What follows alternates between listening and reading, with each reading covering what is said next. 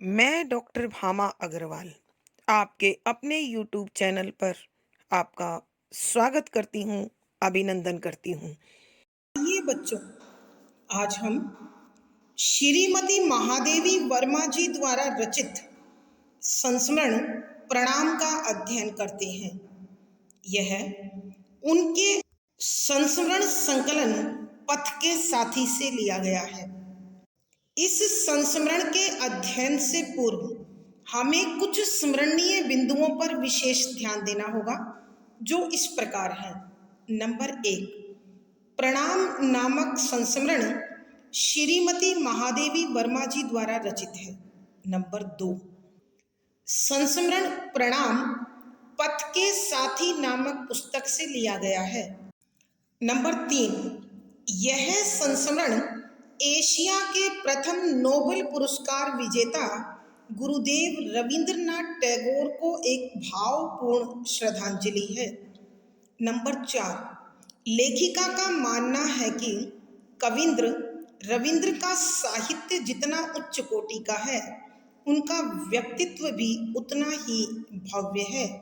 Number 5, गुरुदेव का सौम्य चेहरा चांदी से चमकते उजले बालों से घिरा हुआ था। उनकी उजली भ्रुकुटियों में गहरी आंखें और गिरती उठती पलकें मानो हर रहस्य का नापतोल करती हों। सुडौल नासिका मानव होने के गर्व का सूचक हो। उनके होठों पर हमेशा बनी रहने वाली जादुई हंसी सबको अपने आकर्षण में बांध लेती थी तथा अतिथियों से स्नेहिल व्यवहार उन्हें विराट व्यक्तित्व का धनी बनाते हैं। नंबर 6, लेखिका का मानना है कि वे गुरुदेव से 3 बार मिली हैं। नंबर 7, लेखिका अपने अध्ययन काल के समय पहली बार उनसे गद्यात्मक रूप से मिली। नंबर 7, यह मिलन हिमालय क्षेत्र पर स्थित रामगढ़ के पर्वत की ढाल पर कई एकड़ में बने छोटे से बंगले में उनके द्वारा प्रयोग की गई अलमारी की दराजों में रखे कागजों के माध्यम से हुआ। नंबर 9, वे इस बंगले में अपनी बीमार बेटी की देखभाल के लिए रहे थे। उसकी मृत्यु के बाद वे कभी यहाँ वापस नहीं आए। नंबर 10, यह बंगला किसी अंग्रेज ने अपने विश्राम के लिए ले लिया था और उसी ने लेखिका को बड़े शिष्टाचार पूर्वक यह भीतर बाहर से अच्छी तरह दिखाया। नंबर 11, यहाँ अड़ोस पड़ोस से रविंद्र के महामानव होने के गुणों का लेखिका को पहली बार पता चला। नंबर 12, दूसरी बार लेखिका लेखन से जुड़ने के बाद कविंद्र से शांति निकेतन में प्रत्यक्ष रूप से मिली।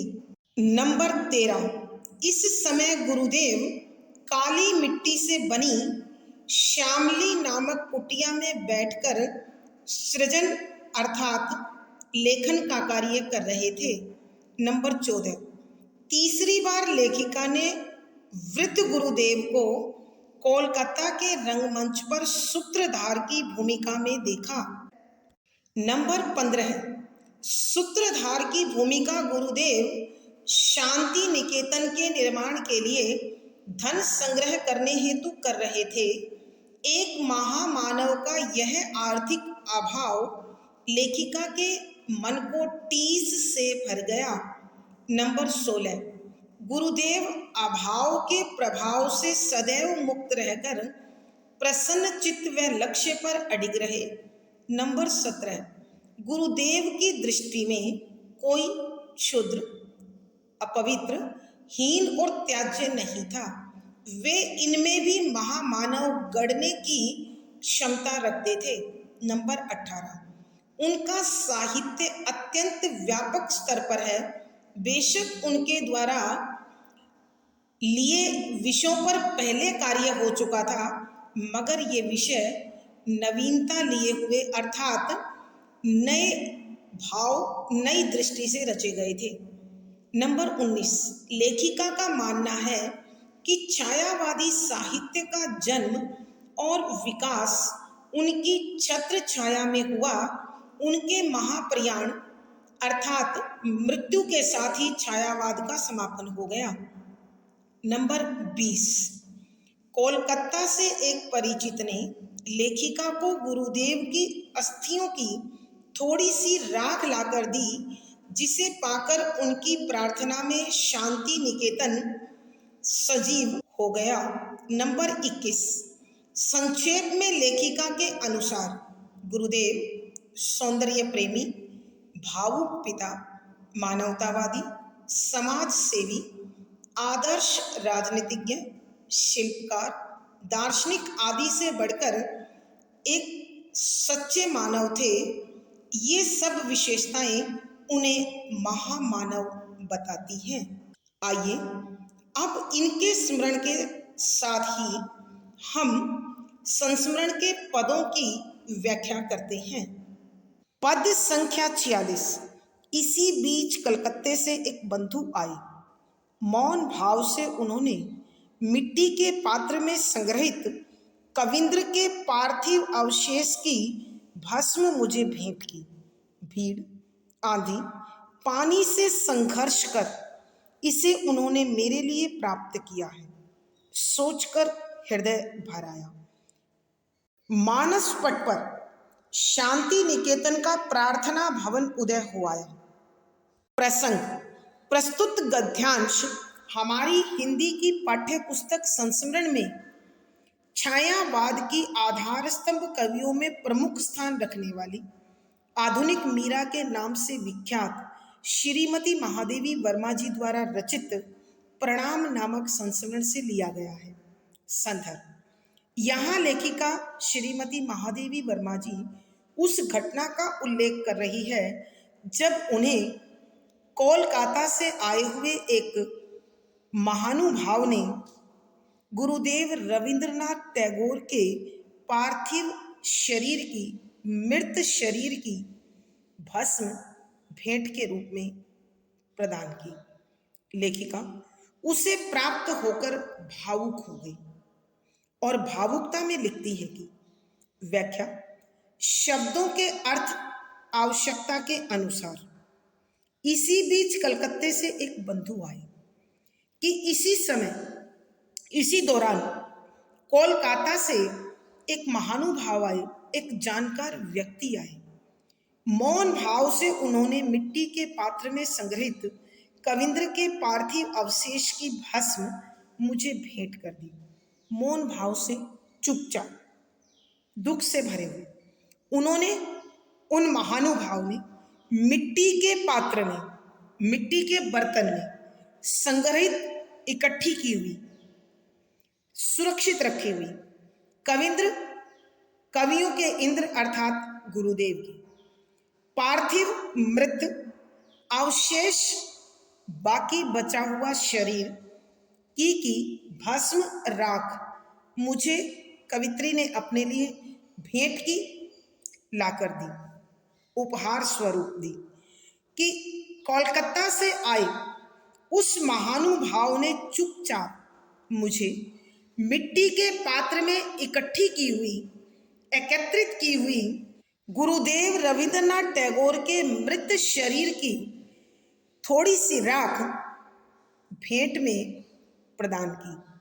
अर्थात लेखिका के कहने का भाव यह है कि कलकत्ता से एक व्यक्ति ने, जो मेरा जानकार था, उसने गुरुदेव के शरीर की राख मुझे लाकर दी ताकि मैं उन्हें अपनी श्रद्धांजलि अर्पित कर सकूं।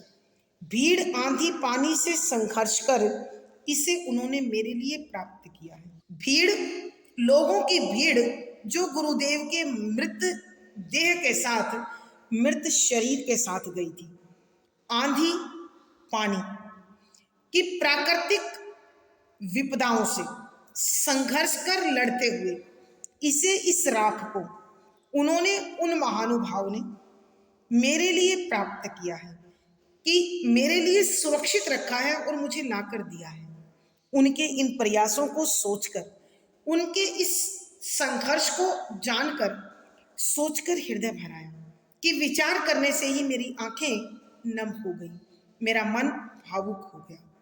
और जैसे ही मैंने उस राख के भस्म के पात्र को लिया, मानस पट पर शांति निकेतन का प्रार्थना भवन उदय हो आया कि मेरे मन मस्तिष्क पर, मेरे हृदय पर शांति निकेतन का वह प्रार्थना घर जागृत हो उठा, जिसमें बैठकर गुरुदेव के साथ सभी ईश्वरीय वंदना करते थे, प्रार्थना करते थे। आइए प्यारे बच्चों, एक बार फिर इस पद की व्याख्या करते हैं। यहाँ लेखिका श्रीमती महादेवी वर्मा जी जब कोलकाता से आए हुए एक महानुभाव के द्वारा गुरुदेव के शरीर की भस्म को प्राप्त करती है, राख को प्राप्त करती है, तो वो अत्यधिक भावुक हो जाती है। और इस भावुकता में लिखती है कि इसी समय कोलकाता से एक मित्र आए और उन्होंने चुपचाप मिट्टी के पात्र में, मिट्टी के बर्तन में एकत्रित की गई गुरुदेव रविंद्रनाथ टैगोर के मृत शरीर की राख को, जो वो मेरे लिए लाए थे, मुझे भेंट कर दी, मुझे दे दी। और जब मैंने उसे अपने हाथ में लिया तो मेरा मन अत्यधिक भावुक हो गया, आंखें नम हो गई, क्योंकि भीड़ आंधी पानी से संघर्ष कर इसे उन्होंने मेरे लिए प्राप्त किया है। कि लोगों का एक बड़ा हुजूम, एक लोगों की भारी भीड़ गुरुदेव के मृत शरीर की अंतिम यात्रा में उनके साथ थी। ऐसे में उनके पार्थिव शरीर की भस्म लेना सरल कार्य नहीं था। आंधी पानी और प्राकृतिक विपदाओं से, आपदाओं से संघर्ष करते हुए वो मेरे लिए इसे सुरक्षित लाए हैं। यह भाव, यह विचार मुझे संवेदनशील बना गया, भावुक बना गया। और उसे हाथ में लेते ही मानस पट पर शांति निकेतन का प्रार्थना भवन उदय हो आया कि उसे प्राप्त करते ही मुझे शांति निकेतन का वह प्रार्थना घर याद आ गया, वह उभर आया, जिसमें गुरुदेव के साथ बैठकर सभी लोग ईश्वर की प्रार्थना करते थे, वंदना करते थे, आराधना करते थे। भावार्थ, लेखिका के कहने का भाव यह है कि गुरुदेव के शरीर की वह भस्म भी उसी प्रकार श्रद्धा से, भावना से भर रही थी जैसे गुरुदेव की छवि। विशेष यहाँ लेखिका ने भावपूर्ण श्रद्धांजलि अर्पित की है। शुद्ध साहित्यिक खड़ी बोली का प्रयोग है। तत्सम प्रधान शब्दावली ने भाव को सौंदर्य प्रदान किया है। शांत रस प्रसाद गुण है। वाक्य संरचना विषय के अनुकूल गंभीर है। यहाँ वर्णात्मक शैली का निर्वाह हुआ है। पद संख्या 47। उसके चारों ओर लगे रंग बिरंगे शीशों से छनकर आता हुआ आलोक भीतर इंद्रधनुषी ताना बाना बुन देता था। संगमरमर की चौकी पर रखे हुए चंपक फूलों पर धूप घूम भ्रमरों के समान मंडराता था। उसके पीछे बैठे कविंद्र की स्थिर दिव्य आकृति और उससे सब ओर फैलती हुई स्वर की निस्तब्ध तरंग माला, तो क्या यह उसी वीणा का भस्म शेष है जिसके तारों पर दीपक राग लहराता था। प्रसंग पूर्व संदर्भ, यहाँ लेखिका श्रीमती महादेवी वर्मा जी जब गुरुदेव की भस्म को अपने हाथों में लेती है तो उनके मन मस्तिष्क पर शांति निकेतन का प्रार्थना भवन जागृत हो जाता है, उजागर हो जाता है। वहाँ का माहौल कैसा है और वहाँ किस भावना का जन्म होता है, उसका उल्लेख करते हुए लेखिका लिख रही है कि व्याख्या, शब्दों के अर्थ आवश्यकता के अनुसार, उसके अर्थात शांति निकेतन के प्रार्थना भवन के चारों ओर लगे लगे हुए रंग बिरंगे शीशों की, रंग बिरंगे अनेक रंगों के शीशों से छनकर पार होकर, क्या पार होकर, सूर्य का प्रकाश, आता हुआ आलोक, आलोक माने प्रकाश, भीतर अंदर इंद्रधनुषी, इंद्रधनुष 7 रंगों से बना हुआ होता है, और गुरुदेव की प्रार्थना भवन में भी अनेक प्रकार के शीशे खिड़की और रोशनदानों में लगे हुए हैं। अतः उनसे होकर जब सूर्य का प्रकाश प्रार्थना भवन में गिरता है, फैलता है, तो वहां सतरंगी आभा फैला देता है, अर्थात वातावरण को बहुरंगी बहुआयामी बना देता है। संगमरमर की चौकी पर रखे हुए चंपक फूलों पर, कि वहां एक संगमरमर की चौकी है, सफेद पत्थर की चौकी है जिस पर चंपक के फूल रखे हुए हैं, और उस पर यह धूप घूम भ्रमरों के समान मंडराता था, कि यह धूप जो रंगीन शीशों से छनकर आती थी, जब इन चंपक के फूलों पर गिरती तो ऐसा महसूस होता मानो अनेक भंवरे उस पर मंडरा रहे हैं।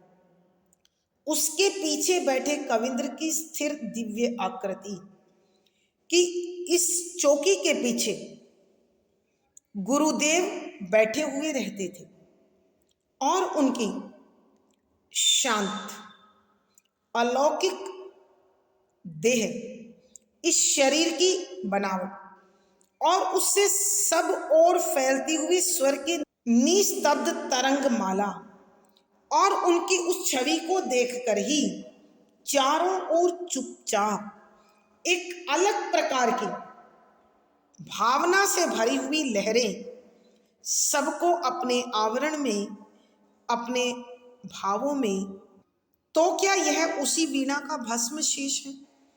तो क्या यह उसी मधुर की मात्र राख है जिसके तारों पर स्वयं दीपक राग लहराता था, अर्थात जिसके तारों में हमेशा जीवन झंकृत होता था? अर्थात कहने का भाव यह है कि जिन्होंने हमेशा जीवन को एक अलग दृष्टि दी, आशा का संचार किया, जीवन जीने का संदेश दिया, आज वो स्वयं इस राख के रूप में मेरे हाथों में शेष है। आइए प्यारे बच्चों, एक बार फिर इस पद की व्याख्या करते हैं। यहाँ लेखिका श्रीमती महादेवी वर्मा जी जब गुरुदेव के शरीर की राख को अपने हाथों में लेती है तो उनके मन मस्तिष्क पर शांति निकेतन का प्रार्थना भवन उजागर हो जाता है।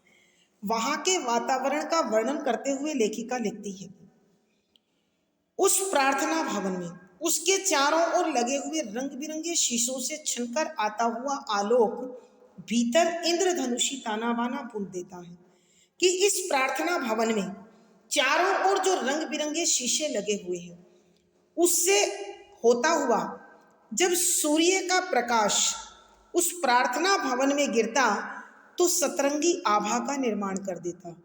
वहां अनेक रंगों का मिला जुला प्रकाश फैल जाता, और ऐसे में संगमरमर की चौकी पर रखे हुए चंपक के फूलों पर धूप घूम भ्रमरों के समान मंडराता था, कि वहां एक संगमरमर की सफेद पत्थर की जो चौकी रखी हुई थी उस पर चंपक के फूल थे, और उन फूलों पर गिरता हुआ यह सतरंगी प्रकाश ऐसा आभास देता था, ऐसे महसूस होता था मानो इन चंपक के फूलों पर भंवरे मंडरा रहे हैं। उसके पीछे बैठे कविंद्र की स्थिर दिव्य आकृति और उससे सब ओर फैलती हुई स्वर की निस्तब्ध तरंग माला, कि इसी संगमर की चौकी के पीछे की तरफ गुरुदेव रविंद्रनाथ टैगोर, कविंद्र रविंद्रनाथ टैगोर अत्यंत शांत भाव से, स्थिर भाव से अपनी अलौकिक छवि के साथ विराजमान रहते, और जब वो बोलते तो उनके बोलने से चारों ओर शांत वातावरण में एक अद्भुत जीवनदायिनी तरंग माला छिड़ जाती थी। अर्थात श्रोता भाव विभोर होकर उनके शब्दों को सुनते और उसी की लहर में बहने लगती। तो क्या यह उसी वीणा का भस्म शेष है कि यह उसी मधुर वीणा की मात्र राख है जिसके तारों पर दीपक राग लहराता था, कि दीपक रूपी राग अर्थात प्रकाश को फैला देने वाला राग बहता था। दूसरे शब्दों में कहने का भाव यह है कि गुरुदेव रविंद्रनाथ वो मानव है, वो महामानव है जिसने जीवन में आशा का संचार किया, जिसने जीवन जीने के लिए एक नई दृष्टि प्रदान की और जो हमेशा जीवन को उच्चतम स्थान पर ले जाने के लिए संघर्षरत रहा। आज वही इस राख के रूप में मेरे हाथ में है। भावार्थ, लेखिका के कहने का भाव यह है कि गुरुदेव जीवन भर जीवन का गीत फैलाते रहे और आज मृत्यु की गोद में भी परम शांति के साथ, उसी तन्मयता के साथ समाये हुए हैं। विशेष यहाँ लेखिका ने गुरुदेव के दिव्य व्यक्तित्व का उल्लेख किया है। शुद्ध साहित्यिक खड़ी बोली का प्रयोग है। तत्सम प्रधान शब्दावली ने भाव को गंभीरता प्रदान की है। शांत रस प्रसाद गुण है। वाक्य संरचना विषय के अनुकूल गंभीर है। यहाँ वर्णात्मक शैली का निर्वाह हुआ है। पद संख्या 48। जान पड़ा जैसे उस साहित्यकार अग्रज ने हमारे अनजाने में ही हमारे छोर में अपना उत्तराधिकार बांधकर विदा ली है। दीपक चाहे छोटा हो चाहे बड़ा, सूर्य जब अपना आलोकवाही कर्तव्य उसे सौंपकर चुपचाप डूब जाता है, जब जल उठना ही उसके अस्तित्व की शपथ है, जल उठना ही उसका जाने वाले को प्रणाम है।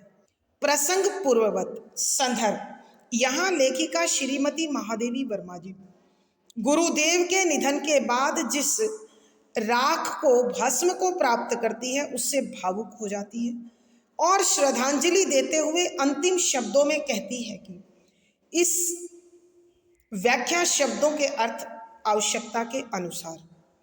यहाँ श्रीमती महादेवी वर्मा जी गुरुदेव को श्रद्धांजलि देते हुए कहती है कि गुरुदेव ने अपने जीवन में जो प्रकाश फैलाया, जो साहित्य रचना कर साहित्य जगत को अमूल्य निधि सौंपी, वह आज उत्तराधिकारी के रूप में हमें सौंप गए हैं।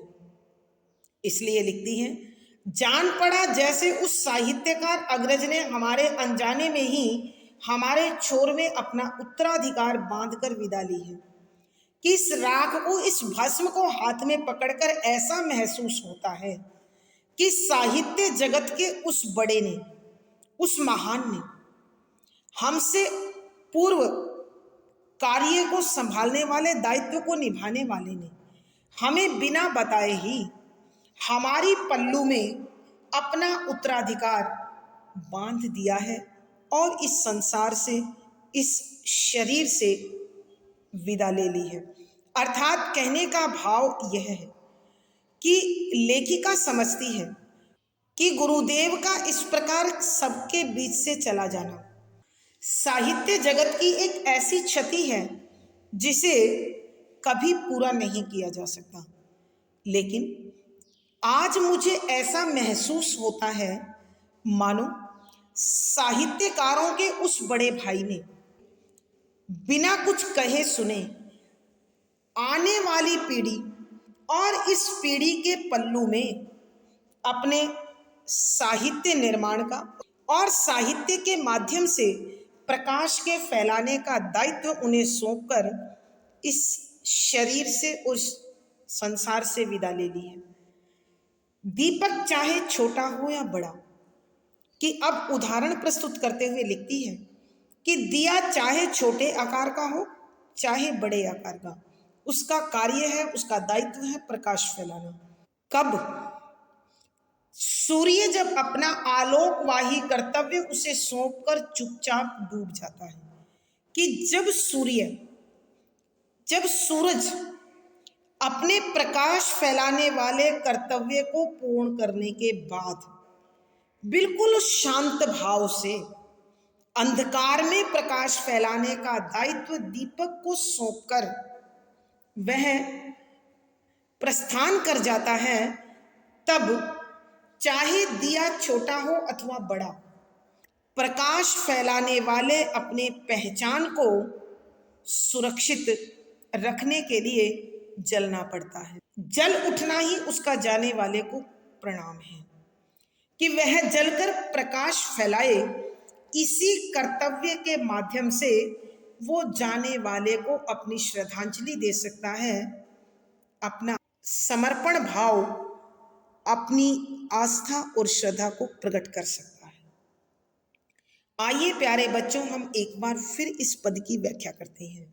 यहाँ लेखिका श्रीमती महादेवी वर्मा जी गुरुदेव के पार्थिव शरीर की भस्म को प्राप्त कर अत्यंत भावुक हो गई और उन्हें श्रद्धांजलि में अपने अंतिम शब्दों के रूप में कहने लगी कि आज इस भस्म को प्राप्त कर ऐसा महसूस होता है कि उन साहित्यकारों के समूह में वो बड़े भाई की भांति सबका मार्गदर्शन करते रहे। आज वही बड़ा भाई बिना किसी को कुछ कहे सुने चुपचाप इस साहित्यकार परिवार के पल्लू में अपना उत्तराधिकार सौंपकर विदा हो गया है। अर्थात कहने का भाव यह है कि जिस साहित्य के माध्यम से वो संसार का मार्गदर्शन कर रहे थे, अब जीवन को सींचने का कार्य, जीवन को नई दृष्टि देने का कार्य आने वाले साहित्यकारों की पीढ़ी को उन्होंने सौंप दिया है। किस प्रकार सौंप दिया है, इसका उदाहरण प्रस्तुत करते हुए लिखती है कि दीपक चाहे छोटा हो चाहे बड़ा, सूर्य जब अपना आलोकवाही कर्तव्य उसे सौंपकर चुपचाप डूब जाता है, तब जल उठना ही उसके अस्तित्व की शपथ है। कि जिस समय सूर्य अपने प्रकाश फैलाने वाले दायित्व के निर्वाह के बाद शांत भाव से अपने प्रकाश फैलाने के इस दायित्व को दिए को सौंपकर, दीपक को सौंपकर चुपचाप चला जाता है, फिर दीपक चाहे छोटा हो या बड़ा, वह सूर्य के द्वारा सौंपे गए उस दायित्व के निर्वाह में जलकर प्रकाश फैलाने की अपनी पहचान का निर्वाह करता है। और उस दीपक का जल उठना और जलकर प्रकाश फैलाना ही जाने वाले के प्रति उसकी सच्ची श्रद्धांजलि होती है, उसे अपना समर्पण भाव होता है, उसके प्रति आस्था, विश्वास और श्रद्धा होती है। कहने का भाव यह है कि गुरुदेव साहित्य के माध्यम से इस संपूर्ण संसार में जीवन का प्रकाश फैलाते रहे, आशा का संचार करते रहे, जीवन को नई दृष्टि के साथ जीवन जीने की प्रेरणा देते रहे। आज उनका वह दायित्व वर्तमान की साहित्यिक पीढ़ी और भावी पीढ़ी के कंधों पर वो दायित्व आन पड़ा है। भावार्थ, लेखिका के कहने का भाव यह है कि गुरुदेव ने जीवन भर जिन दायित्वों का निर्वाह किया, आज वो दायित्व भावी पीढ़ी पर आन पड़ा है। विशेष यहाँ लेखिका गुरुदेव को श्रद्धांजलि अर्पित कर रही है। शुद्ध साहित्यिक खड़ी बोली का प्रयोग है। तत्सम प्रधान शब्दावली ने भाव सौंदर्य बढ़ाया है। शांत रस है, प्रसाद गुण है। वाक्य संरचना विषय के अनुकूल गंभीर है। यहाँ वर्णात्मक शैली का निर्वाह हुआ है। इस पद के साथ ही प्यारे बच्चों, प्रणाम नामक यह संस्मरण समाप्त होता है। आज की कक्षा में प्यारे बच्चों इतना ही। अगली कक्षा में फिर मुलाकात होगी। पिछली वीडियो का लिंक डिस्क्रिप्शन बॉक्स में मिल जाएगा। आशा है पढ़ा गया विषय आपको समझ में आया होगा। अपने भाव व विचार कमेंट बॉक्स में लिखें। वीडियो को लाइक करें, शेयर करें और चैनल सब्सक्राइब करें। आपका दिन और जीवन मंगलमय हो, इसी शुभकामना के साथ आभार, धन्यवाद।